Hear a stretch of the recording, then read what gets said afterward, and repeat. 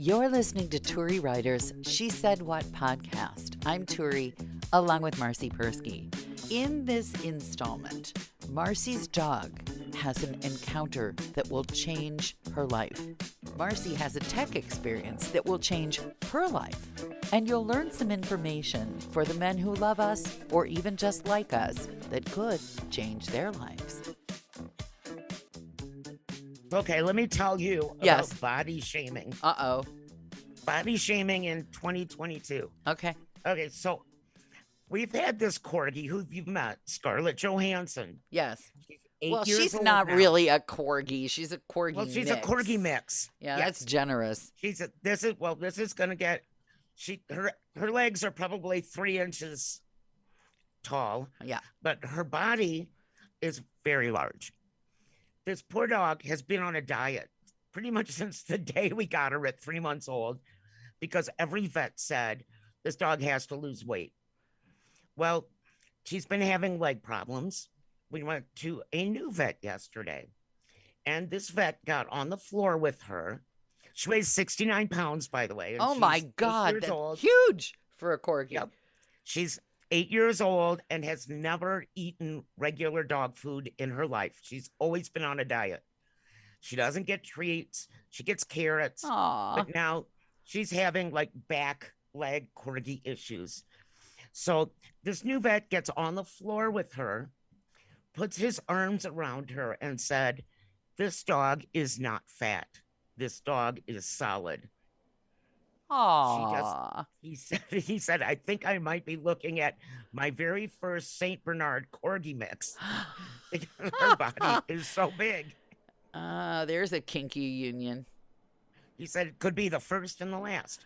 But yes, so this very large body that she has is not because she's fat. It's because she's a little bit defective like all the rest of us She's are. not defective. She's exotic. She's very exotic, which is why her name is Scarlett Johansson.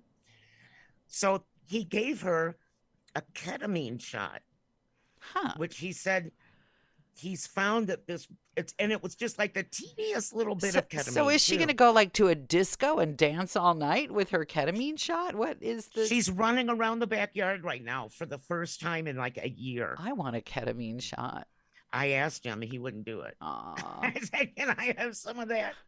But yeah, so we've thought all these years that, she was just a big chubby monkey. Aw. Couldn't figure out why she couldn't lose weight, because she always hovered around between 70 and 71 pounds. That's now bigger than she's my down to German 69. Shepherd. Literally bigger than my German Shepherd. She's got a huge body, and she's got a big head and little teeny legs. So yeah, he said he doesn't want her to explode, but he said that she is not fat. And now I even see her exercising, which is awesome to see this little dog smiling and her tail wagging. And she's not trying to like kill the puppy. Well, if someone even would give me a tolerating him. ketamine shot, I'd wag my tail too. I'd be happy to wag my tail. I think I would like this vet to be like train husbands. This is what the vet should do. No, I don't want my husband to have the ketamine shot. No, to just put his arms around anybody who comes in and say, "You're not fat, you're half Saint Bernard." This is solid. Yeah, this isn't fat. This is half Saint Bernard. That's what So you yes, are. my poor dog's been body shamed for 8 years. Oh. Yeah. See, and this is the thing, if only people would put their arms around the Yep. larger person and say, you're not fat. You're just a mixed breed. That's all that's needed in this world. Yep. Kumbaya. Yeah. Oh, David Hasselhoff's daughter I was reading is a plus size model. And I took a look at her and I thought, that's plus size? What?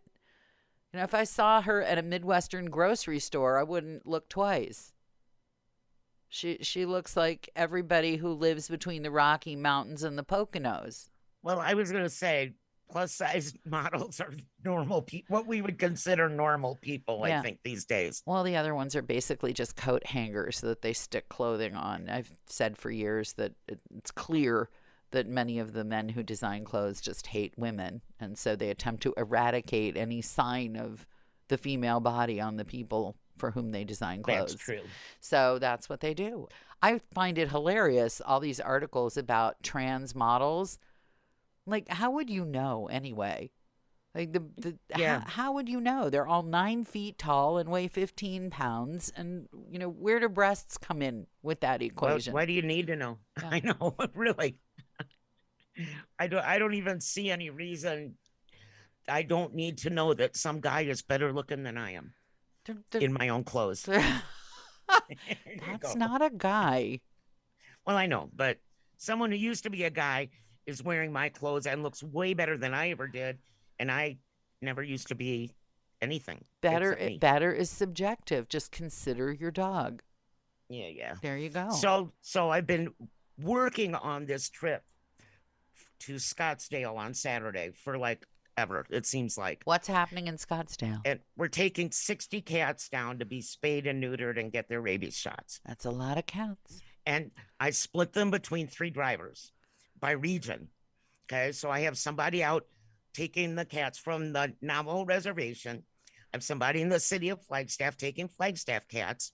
And I'm taking all the cats out this way. So for this vet, so that this vet isn't completely confused by what's going on, I made up like this chart thing, right? With all the cats' names. Wait, stop right there. You made a chart? I did. Wow.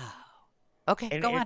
It's got all the cats' names, their descriptions, their ages, whether they get rabies shots or not, because that goes with a certain age thing. And then the name of the foster, the name of the driver, and all the phone numbers. How many years did this take you to do this? Are they now all a year older than they were when you started making this chart? I have gray roots now. Okay, all right. I was really proud of myself. And I did it in a text. Because I What? was going to send the text. What? I know. You what? I did it in a text. You made a chart in text form? Kind of, yeah. And Okay, forget every good thing I said about you. this morning, I just finished this text with all 60 cats. There's something like 40 fosters that they're coming from. I mean, with every piece of information you can imagine. Okay. And someone else sent me a text, and I went, oh, I wonder what that is. No. Yeah. I hit the text to read it, and everything I'd done disappeared. Thank you, iPhone. No, Everything. no, I hadn't saved it. No, you don't. No. Yeah. Email. Yeah. No. It's so dumb. No. I am so dumb. Sorry. So that's what I get to You recreate cannot when we're blame doing- that one on your iPhone. No. Oh. No. That's like leaving your ice cream out in the summer sun and complaining that it melted. No. Oh, I couldn't believe it. I'm just like, Yeah. Sorry about that, kiddo. I got a bottle of vodka with my name on it, and I'm gonna sit down with all this raw information, and actually put it in the computer this time, and not on my phone in front of the TV watching reruns of Grey's Anatomy. As I would say to the kids, well, I guess you've learned now, haven't you? Oh yeah, thank you. Thank you for that. Sorry, can't help it. You speak to the mom, you get the mom. You sound very husbandly, actually, at this moment. No, when it's tech, I'm the gloating one. I'm the one who says, well, and there was some kind of tech thing that I know, I have to reactivate some old Kindle that's never been mine. And I said, I hope I can get this done before I fly on tomorrow night. And the spouse is like, well, you could try this, you could try that. And I said, I know all the things I could try. It's just a matter of whether I have the time to try them.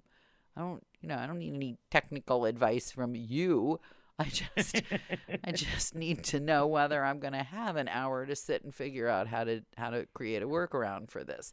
But it goes back to Deborah Tannen's work, where if you explain to a guy that you have a problem, then that guy assumes you want him to fix the problem. So instead of just assuming that you're communicating the problem, which is what women tend to do.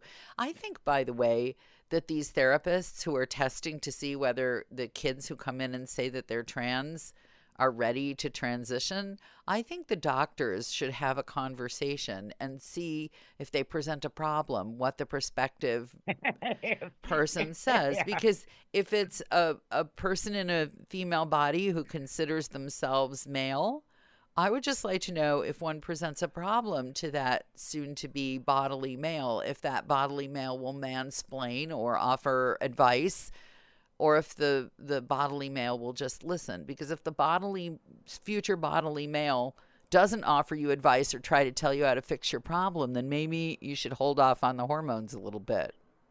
I love it when Frankie, who has like just the simplest, most old-fangled cell phone, like if you drop it from a roof, it bounces, one of those. Yes. And when he thinks that he can do something on my iPhone that I'm trying to do. And first he grabs it with his hands, which are as big as a gorilla, because he's been a carpenter his whole adult life, and he has big hands. And usually the first thing he does is erase whatever I was trying to do. Mm-hmm. But he has no idea how iPhones work. He has little idea how his phone works. But yes, he always has to say, well, here, let me see it. Of course, because that's what men do. They attempt to fix or correct or explain. It goes along with the Y chromosome. And so if someone who was born into a female body wishes to assume a male body, I'm all for it, but test them that way.